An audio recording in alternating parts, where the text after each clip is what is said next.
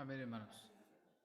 Tienen su Biblia ahí en Primera de Juan, ¿cierto? Su teléfono, su Biblia digital también sirve. Capítulo 2, versos del 3 al 6.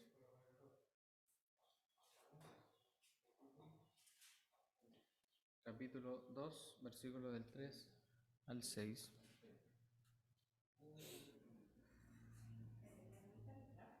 ¿Mm?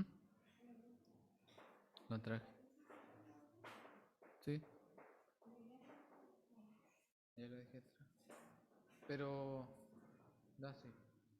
Ya voy a esperar a mi esposa que vaya a buscar el agüita. Ya. Em, Están ahí en su Biblia, ¿cierto? Con el texto de hoy día.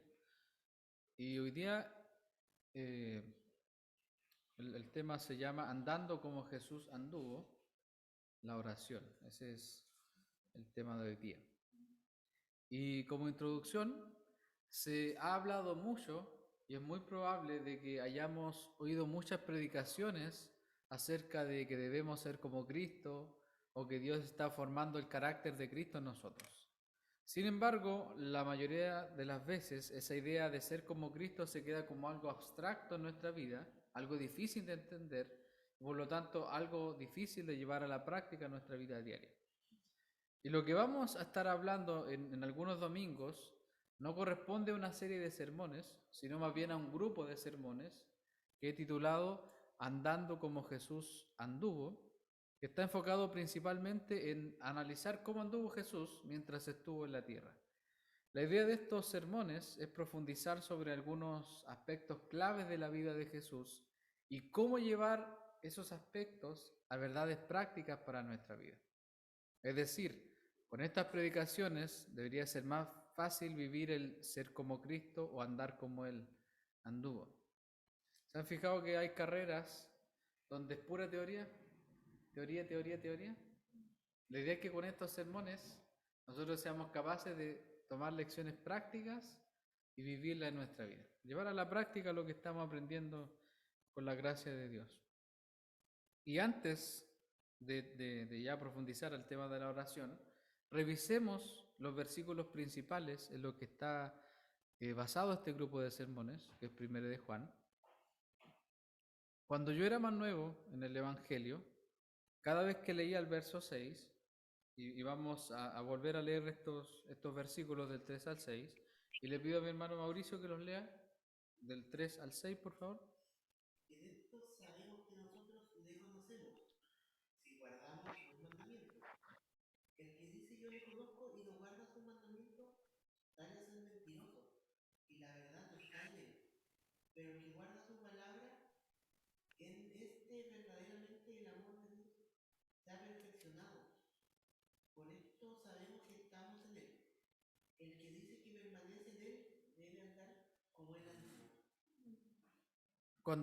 Como le decía, cuando yo era más nuevo en el Evangelio y leía el verso 6, yo decía al tiro, estoy mal porque no ando como él anduvo, no soy santo como él, no hago las cosas que él hace, no soy un buen cristiano, etc.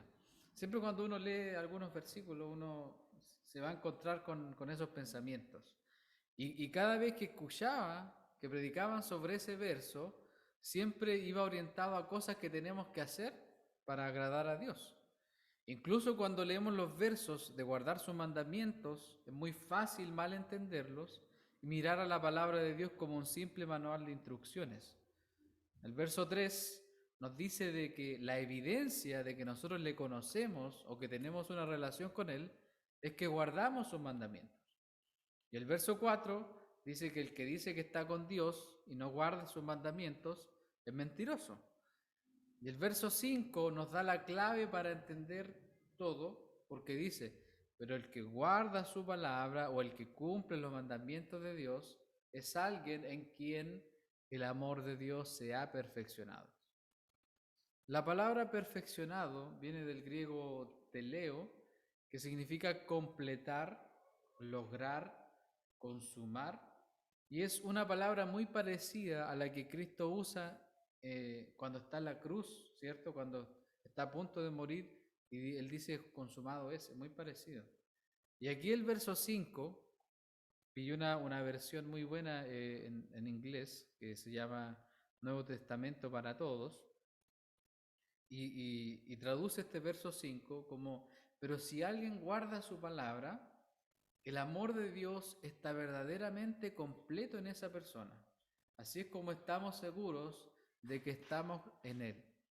Esto quiere decir que si guardamos su palabra, si obedecemos sus mandamientos, es porque Dios nos ha amado completamente. Él no nos ha dado una porción de su amor, tampoco una parte. Él nos ha dado todo su amor y todo ese amor se refleja en la cruz.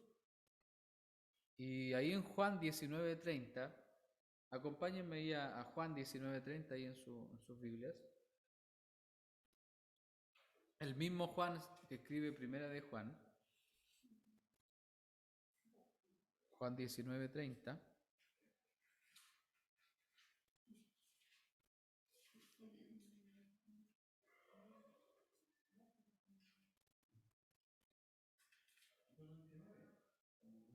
Sí, capítulo 19. No, Juan. Sí, sí, porque Primera de Juan no tiene 19. O la agregamos. Juan 19. Juan 19:30, léalo por favor, mi amor. Cuando Jesús hubo tomado el vinagre, dijo, consumado es, y habiendo inclinado la cabeza, entregó el espíritu. Allí en la cruz Jesús hizo que todas las cosas se completaran, incluyendo su amor por nosotros. No hemos recibido un amor a medias o algo que va a cambiar de acuerdo a nuestro comportamiento. Porque, cómo se le enseña a un niño a que se porte bien? Pórtate bien o Diosito te va a castigar o se va a enojar contigo. Pero así no funciona el amor de Dios. No funciona como el amor de nosotros. Que a veces la persona a la que amamos, ¿cierto?, nos hace daño y nosotros nos enojamos con la persona y como que por un momento no amamos a la persona. Hemos sido amados perfectamente, eternamente y completamente. Y por esa razón es que estamos en Él, y si estamos en Él, podemos vivir lo que dice el verso 6. ¿Y qué es lo que nos dice el verso 6 de nuestros versículos centrales? El que dice que permanece en él debe andar como él anduvo. Entonces, el amor de Dios nos asegura que podemos andar como Él anduvo. Pero la pregunta que nos hacemos todos, ¿realmente andamos como Él anduvo? Y aquí es fácil confundirse y decir, oye, pero yo no camino sobre el agua, no detengo los vientos y las tempestades, no resucito a las personas, no multiplico la comida, por lo tanto no ando como Él anduvo. Pero la realidad es que andar como Jesús anduvo es seguir el ejemplo de Cristo en cómo Él vivía su vida. Y hay dos aspectos fundamentales a considerar. Si queremos analizar la vida de Jesús para saber cómo Él anduvo, hay dos aspectos importantes. Primero, la relación que Cristo tenía con Dios. Y segundo, la relación que Cristo tenía con los demás. Son dos aspectos que vamos a estudiar en este grupo de sermones, como ya les había dicho. Y es ahí donde comenzamos a mirar su vida y a ver su ejemplo, como dice 1 Pedro 2:21, que Él nos dejó ejemplo para que sigamos sus pisadas. Y no solo hemos sido llamados a seguir su ejemplo y sus pisadas de sufrimiento, sino de toda su vida, desde las cosas simples hasta las cosas más complejas. Y acompáñame ahí a Mateo, al primer libro del Nuevo Testamento, Mateo 26. Mateo 26, 73.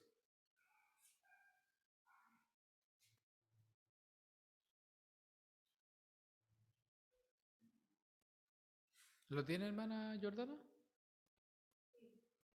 Léelo, por favor. Un poco después, acercándose, los que todavía estaban, dijeron a Pedro, verdaderamente también tú eres En ese pasaje, Pedro niega a Jesús, pero se le descubre que era un discípulo de Jesús porque aún hablaba como Jesús. Y ahí ese verso no se refiere a que estaba hablando la palabra del Señor o que estaba compartiendo la palabra del Señor o los misterios del Señor, sino que hablaba con el mismo acento galileo que Jesús hablaba. Eso era algo cotidiano, pero que Pedro, por haber estado con Jesús, llegó a imitar. A eso se refiere. Los galileos tenían un acento bien especial en ese tiempo. Es como cuando uno, por ejemplo, va al norte, te callan al tiro que eres del sur. Así. Entonces, Pedro salió pillado al tiro de que había andado con el Galileo, con el Nazareno. Entonces, hermanos, el andar como él anduvo tiene que ver con la vida común y corriente de Cristo. Desde compartir el pan hasta compartir el mensaje de Dios, desde orar por los alimentos hasta orar al Padre. Las cosas cotidianas de la vida de Jesús es a lo que estamos llamados a seguir. Si queremos andar como Él anduvo, debemos analizar su vida y de esa forma seguir su ejemplo. Y lo primero que vamos a analizar sobre la vida de Cristo es su relación con Dios y específicamente la oración. Y a medida que vamos viendo la vida de Cristo en cada aspecto, sabremos también cómo seguir su ejemplo. Y el primer punto que quiero tocar hoy día es que Jesús oraba a solas. Así que aquí hay varios textos que me gustaría que me vayan siguiendo. Marcos 1:35. Y ese lo va a leer mi hermano Mauricio. Y por mientras que leemos ese, le voy a pedir a la hermana Jordana que por mientras busque Lucas 5, Lucas capítulo 5 del 15 al 16. Lucas 5 del 15 al 16. Y lo tiene ahí guardadito para que cuando... Sí. Y por mientras que busca la hermana Jordana ese, el hermano va a leer Marcos 1:35. Léalo, por favor. Levantándose muy de mañana, siendo aún muy oscuro, salió y se fue a un lugar desierto, y allí oraba. Amén. Entonces, Jesús se levantaba muy de mañana. Antes de que saliera el sol, antes de que amaneciera el día, y se iba a un lugar desierto a hablar con su Padre. Jesús no estaba preocupado de la iluminación o si era un ambiente cálido, porque su deseo era hablar con su Padre, porque el desierto en la noche es un lugar muy helado. ¿Qué es lo primero que hacemos nosotros al despertar?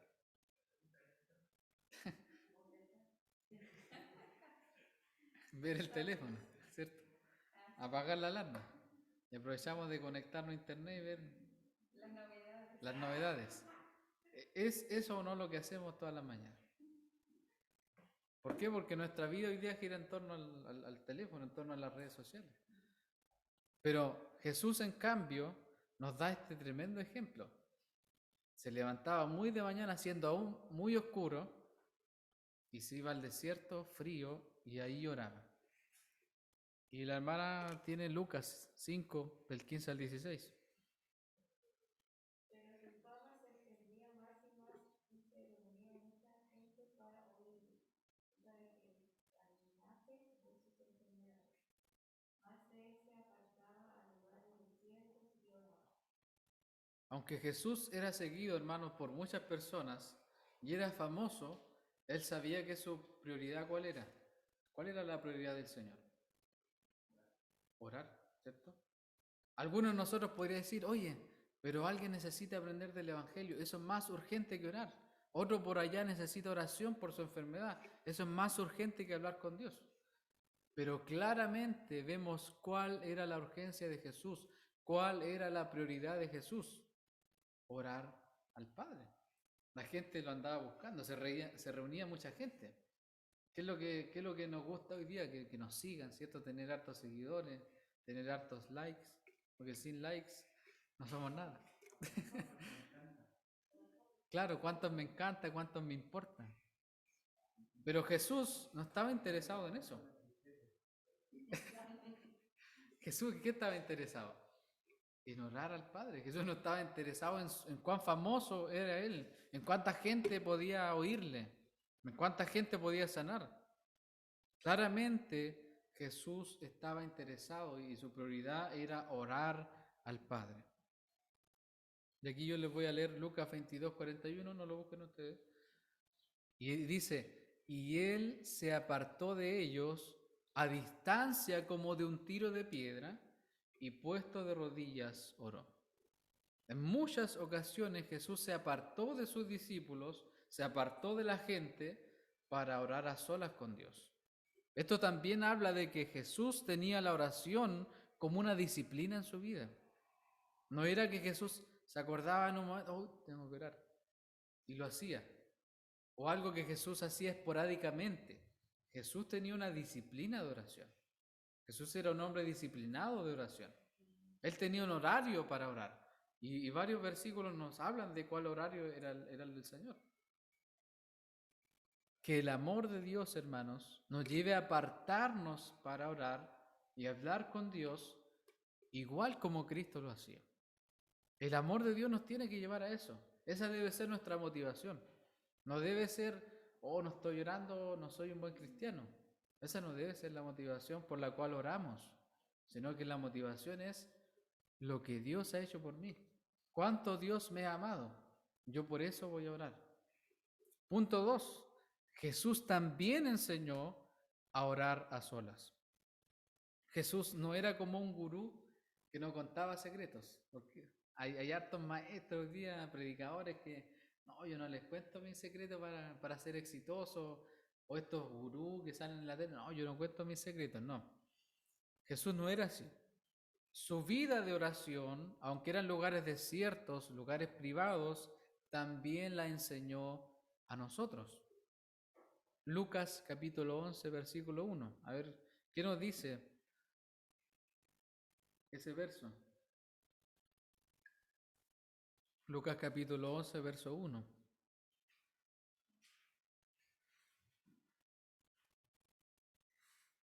¿Hermano Mauricio lo tiene?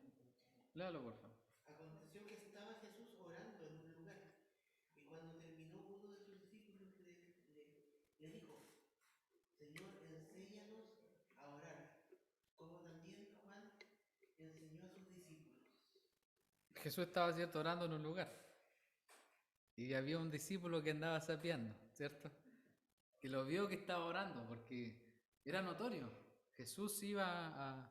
Y como lo seguía tanta gente a Jesús, era obvio que alguien por ahí lo descubrió que estaba orando en un lugar. Y uno de sus discípulos le dice, Señor, enséñanos a orar. Y aquí en Mateo 6, del 5 al 6, que está también conectado con Lucas, el Señor le empieza a enseñar a los discípulos, aquí en Mateo 6, del 5 al 6, y les dice, y cuando ores, no seas como los hipócritas, porque ellos aman el orar en pie en las sinagogas y en las esquinas de las calles para ser vistos de los hombres. De cierto os digo que ya tienen su recompensa. Mas tú cuando ores, entra en tu aposento y cerrada la puerta, ora a tu Padre que está en secreto, y tu Padre que ve los secretos te recompensará en público. La versión de la traducción del lenguaje actual dice, cuando ustedes oren, no hagan como los hipócritas. A ellos les encanta que la gente los vea orar. Por eso oran de pie en las sinagogas y en los lugares por donde pasa mucha gente. Pueden estar seguros que no tendrán otra recompensa. Cuando alguno de ustedes ore, hágalo a solas. Vaya a su cuarto, cierre la puerta y hable allí en secreto con Dios, su Padre, pues Él da lo que se le pide en secreto. Aquí la palabra griega de aposento es tamión, que quiere decir dispensario o depósito, es decir, cámara en el piso bajo o interior de una casa oriental, generalmente usado para almacenaje o privacidad. Es decir, algunos tenían ese lugar ahí especial para privacidad, o también era como una bodega, era como un depósito donde el Señor estaba mandando a la gente que vaya a orar. Porque seguramente que a ese lugar no se metía mucho, solamente la gente a sacar sus cosas. Y aquí en el original griego, esa frase que te recompensará en público no se encuentra, sino que lo que el texto dice es que el Padre, que mientras oras te está viendo en lo secreto, te va a dar a ti, te va a regalar a ti lo que le pidas. Eso es lo que dice el texto. El Señor no es que esté orando en secreto y el Señor te va a recompensar así en público por lo que hiciste, porque estaría entrando en una contradicción. Sino lo que el texto dice es, lo que pidas al Padre en oración en lo secreto, el Padre te lo va a dar. Entonces Jesús no solo oraba en secreto, sino que también nos enseñó a hacerlo a nosotros. Hoy la sociedad, hermanos, y nuestro corazón lo que quiere es pasar tiempo a solas y relajarnos, pero sin Dios. Pero en cambio lo que Jesús nos enseñó es pasar tiempo a solas con Dios, hablando con Él. Eso es lo que en realidad tendrá un impacto en nuestra forma de vivir. Eso es andar como Cristo anduvo. ¿Qué nos dice el psicólogo? Date un tiempo para ti. ¿Qué nos dice el Señor? Date un tiempo con Dios. Eso es lo que necesitamos, eso es lo que nuestra alma necesita. Muchas veces queremos decir, oh, yo qué ganas de darme unas vacaciones, un tiempo libre para mí, para relajar el alma. Pero no hay mayor relajo, no hay mayor descanso para nuestra alma, hermanos, que pasar tiempo con Dios. No que sea malo vacacionar, sino que en esa vacación aprovechar ese tiempo también de hablar con Dios. Quizás no hemos hablado con Dios en tanto tiempo, pero que en esa vacación aprovechemos, ¿cierto?, el tiempo para hablar con el Señor. Tercer punto, Jesús también enseñó qué orar. El Señor no solamente nos indica que debemos hablar con Dios a solas, sino que también nos enseñó qué debemos decir en nuestra oración o cuál debe ser el contenido de nuestra oración. Ese es el punto. De aquí en Lucas también, donde estábamos leyendo, Lucas 11 del 1 al 5, dice, aconteció que estaba Jesús orando en un lugar y cuando terminó, uno de sus discípulos le dijo, Señor, enséñanos a orar como también Juan enseñó a sus discípulos. Y les dijo, cuando oréis, decid, y aquí está esa oración más famosa, Padre nuestro que estás en los cielos, santificado sea tu nombre, venga tu reino, hágase tu voluntad, como en el cielo, así también en la tierra. El pan nuestro de cada día, dánoslo hoy, y perdónanos nuestros pecados, porque también nosotros perdonamos a todos los que nos deben. Y no nos metas en tentación, mas líbranos del mal. En esta oración Jesús nos enseña cómo debemos orar al Padre. Esto no significa, hermanos, que debemos repetir esta oración o que esta es la oración eficaz que tenemos que repetir como un rezo.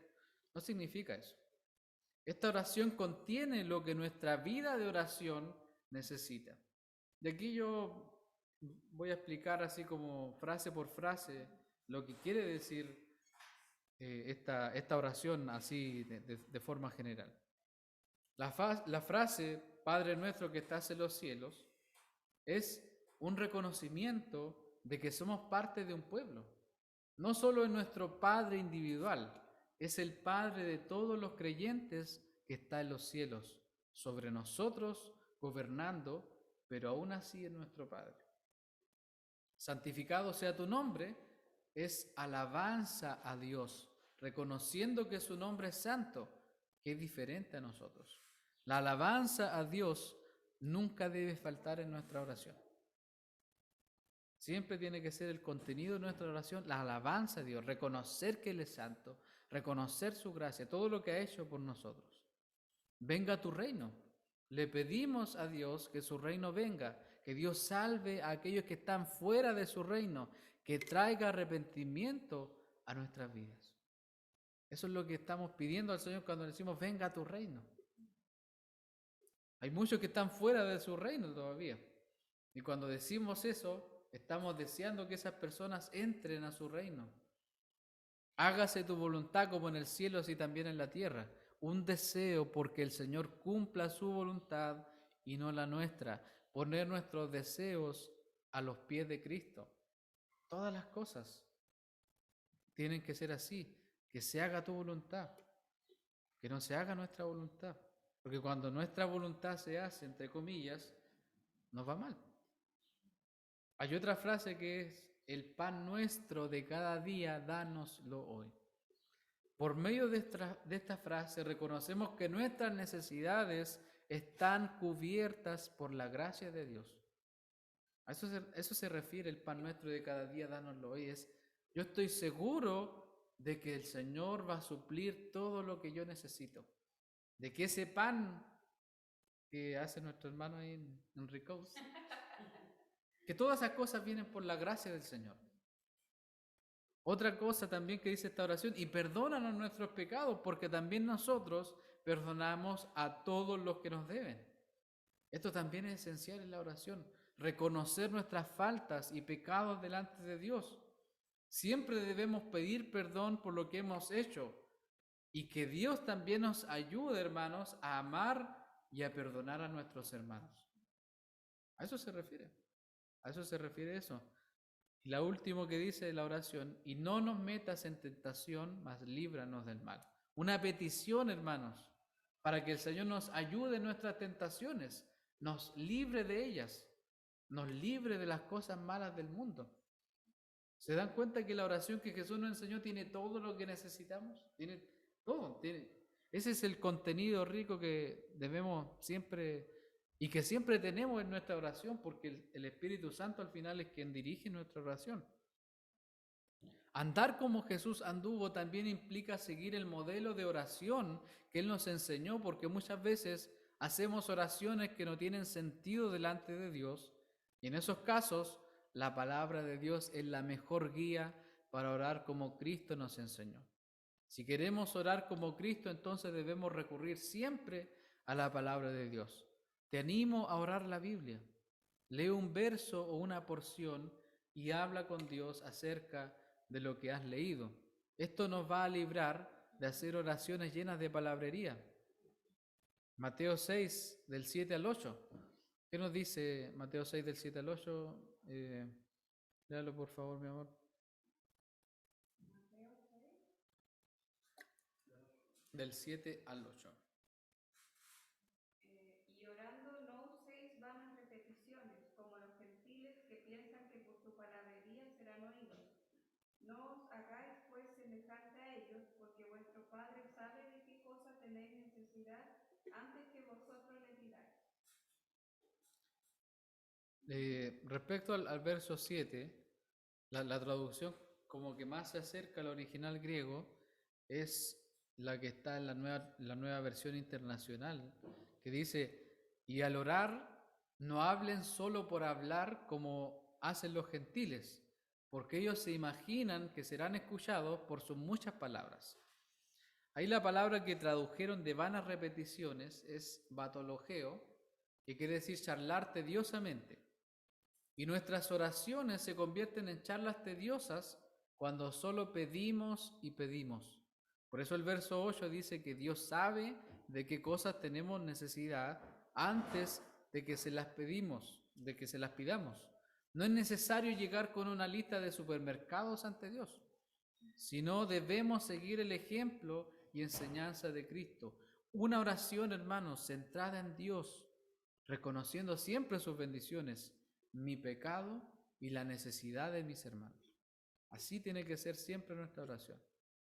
Centrada en Dios, reconociendo sus bendiciones, mi pecado y la necesidad de mis hermanos. Esa es la forma de orar como Jesús nos enseñó y siguiendo el ejemplo de Cristo. Así que esas vanas repeticiones no tienen que ver con lo que hacen los católicos, con los rezos de los católicos, sino que tienen que ver con las palabrerías, con la mucha palabrería que a veces le entregamos al Señor con esa lista. Llegamos con una lista larga, Señor, ya quiero esto otro y así. Pero el Señor ya sabe que nosotros tenemos necesidad de esas cosas antes de que se lo pidamos. Otro punto importante aquí, que es el último que quiero hablar hoy día, es que Jesús también oró por otros. De aquí en Lucas 22, del 31 al 32, Mire lo que nos enseña el Señor ahí.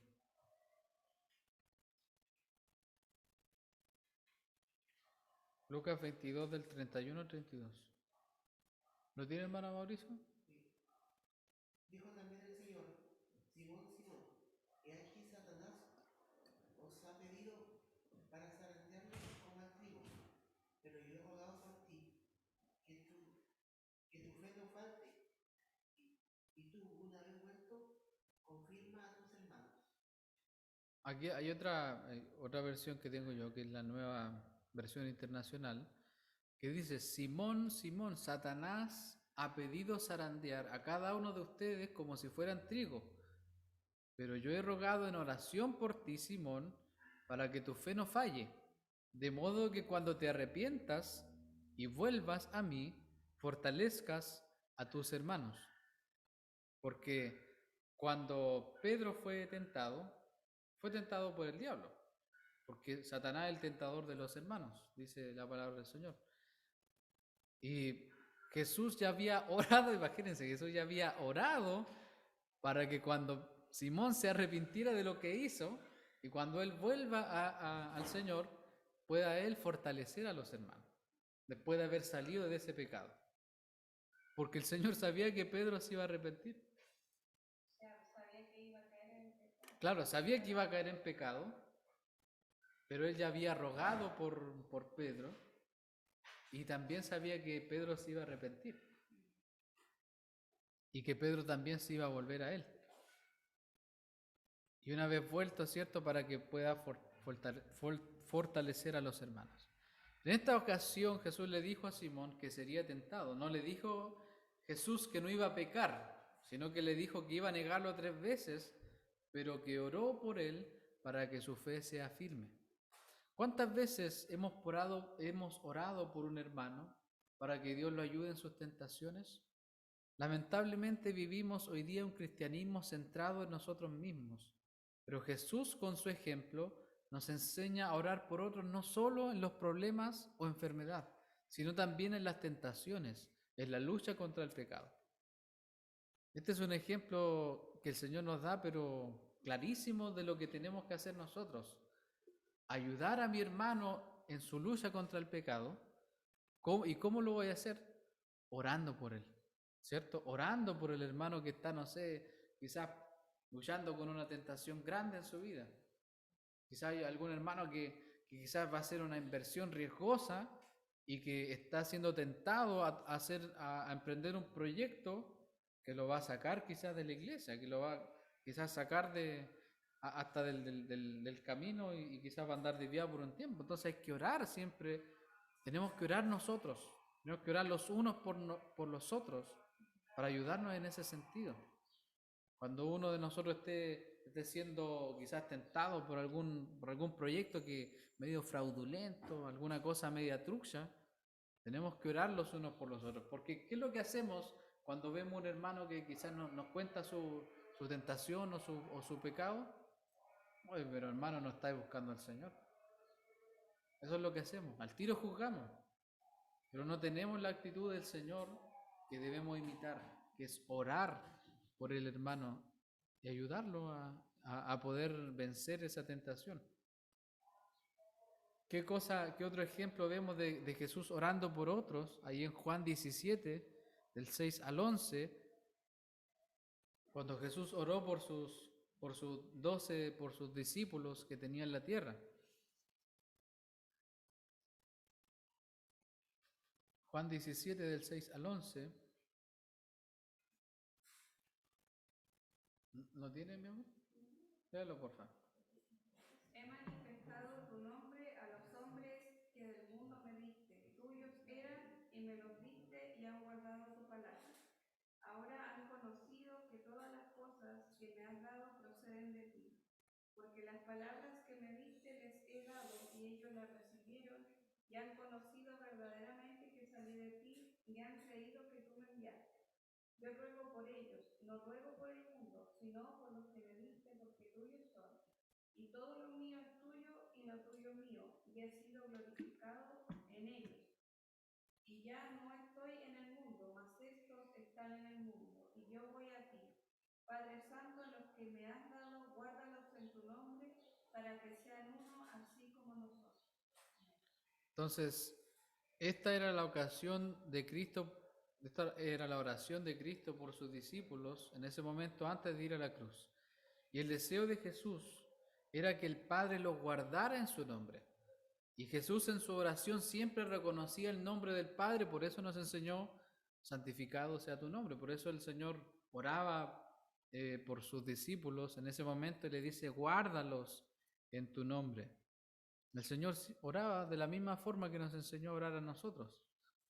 Juan 17:20, el Señor ora también por otros, y en este caso estaba orando por nosotros.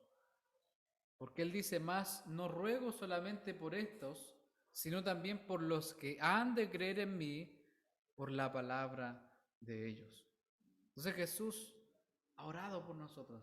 Jesús ora por nosotros.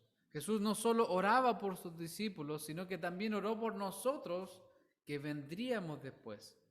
Aquí podemos ver un ejemplo práctico de oración. Orar por aquellos que son creyentes y por aquellos que aún no creen. Eso es lo que tenemos que hacer.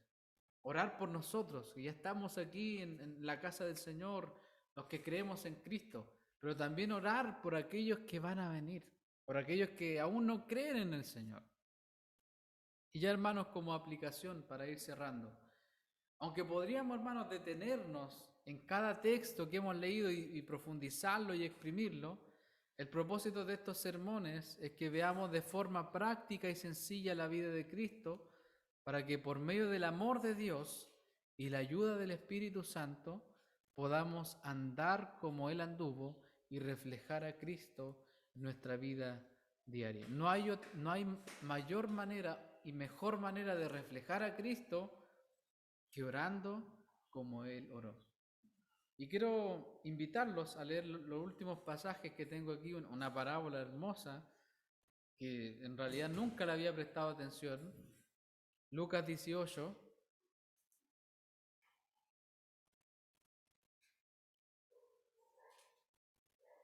Creo que nunca había leído esta parábola antes, en realidad.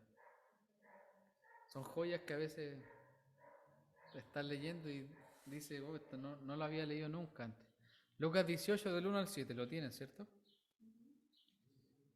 Miren, también les refirió Jesús una parábola sobre la necesidad de orar siempre y no desmayar, diciendo, había en una ciudad un juez que ni temía a Dios ni respetaba a hombre, o sea, un tirano. Había también en aquella ciudad una viuda, la cual venía a él, diciendo, hazme justicia de mi adversario. Y él no quiso por algún tiempo, pero después de esto dijo dentro de sí, aunque ni temo a Dios, ni tengo respeto a hombre, sin embargo, porque esta viuda me molesta, le haré justicia, no sea que viniendo de contigo me agote la paciencia. Y dijo el Señor, oíd lo que dijo el juez injusto. Y aquí hace una pregunta, dos preguntas en realidad. ¿Y acaso Dios no hará justicia a sus escogidos que claman a Él día y noche? ¿Se tardará en responderles? ¿Se dan cuenta? Esta viuda estaba clamándole, ¿cierto?, a un juez injusto que no temía a Dios, un tirano, un ateo, no tenía respeto de hombre. Sin embargo, ella recibió su respuesta, porque estaba ahí, diciendo, hazme justicia de mi adversario. Y aquí el Señor en el verso 7 nos dice, el Señor se va a tardar en respondernos a nosotros. No tenemos un juez injusto, tenemos a un juez justo, tenemos a un Dios que es bueno. Por eso es que el Señor acá dice, ¿y acaso Dios no hará justicia a sus escogidos? ¿Acaso Él no va a responder, hermanos, nuestras oraciones? ¿Acaso Él no nos va a dar lo que necesitamos? Él nos va a dar lo que necesitamos, hermanos. Cuando sigamos su ejemplo, ¿cierto? Cuando comencemos a orar, así como el Señor oraba, dedicándole un tiempo al Señor. Porque ¿qué pasa, hermanos? ¿Qué pasa cuando cuando los afanes de la vida comienzan a llegar, cuando nos empezamos a llenar de responsabilidades. ¿Qué va pasando? Empieza a llenar la lista ciertas responsabilidades. En la oración, ¿dónde queda? Nuestro tiempo a solas con Dios queda ahí. En último lugar, si es que me alcanza el tiempo. No, que yo no tengo tiempo en la mañana. Pero si tuviéramos que ir al médico, estamos ahí a las 6, 7 de la mañana esperando que nos atiendan. Si tuviéramos que ir a retirar, hoy tiene que estar aquí tempranito, sí, para recibir esto que va a ser de beneficio para su vida. Ahí estamos tempranito. Cuando nos organizamos para hacer cualquier otra cosa, para eso hay tiempo. Pero para la oración no hay tiempo. Que Dios, hermanos, nos ayude a andar como Cristo anduvo, a orar siempre y no desmayar, a seguir su ejemplo de vida de oración y a aferrarnos al Padre en todo momento. Que al salir de aquí, hermanos, podamos decirle al Señor, Señor, soy flojo para la oración. No dedico tiempo a la oración. Reconocer ese pecado delante del Señor. Y cuando reconocemos nuestro pecado, el Señor viene con su poder y nos ayuda a hacer lo que no podemos hacer por nuestras fuerzas. Así funciona el Evangelio.